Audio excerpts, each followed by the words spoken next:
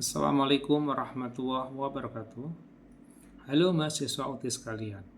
Setelah melewati 3 pekan inisiasi dan mengerjakan tugas tutorial, harapan tutor adalah wawasan dan pemahaman rekan mahasiswa mengenai perekonomian Indonesia semakin membaik. Pada inisiasi 4 ini, materi yang akan dipelajari adalah modul 4 dan 5, BMP Perekonomian Indonesia, yaitu modul 4, Investasi dan Perdagangan Internasional Indonesia, dan modul 5, Koperasi dan Privatisasi di Indonesia. Masing-masing modul terbagi dalam 2 kegiatan belajar. Capaian pembelajaran setelah mempelajari materi minggu ini, mahasiswa diharapkan dapat menjelaskan perkembangan, masalah-masalah struktural, pengembangan investasi dan perdagangan internasional yang menyejahterakan rakyat dan merumuskan alternatif cara pemecahan masalahnya.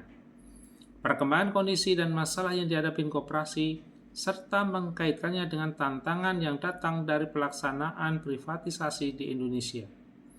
Permasalahan koperasi sebagai bangun usaha yang sesuai dengan agenda demokratisasi ekonomi yang dihadapkan pada agenda-agenda privatisasi yang didasarkan pada kebijakan liberalisasi ekonomi. Prinsip dasar dan sejarah perkembangan koperasi di Indonesia beserta masalah struktural yang menghambat kemajuannya. Privatisasi dilengkapi dengan contoh kasus pelaksanaan privatisasi terhadap BUMN di Indonesia. Capaian pembelajaran khusus rekan-rekan mahasiswa mampu menjelaskan perkembangan dan dinamikasi investasi baik dalam negeri maupun asing di Indonesia. Menjelaskan kompleksitas masalah struktural pengembangan investasi yang berorientasi kesejahteraan rakyat banyak. Menjelaskan kebijakan yang seharusnya ditempuh pemerintah untuk mengembangkan investasi, khususnya investasi oleh ekonomi rakyat berbasis sumber daya lokal. Menjelaskan konsep, kinerja, dan masalah perdagangan internasional Indonesia.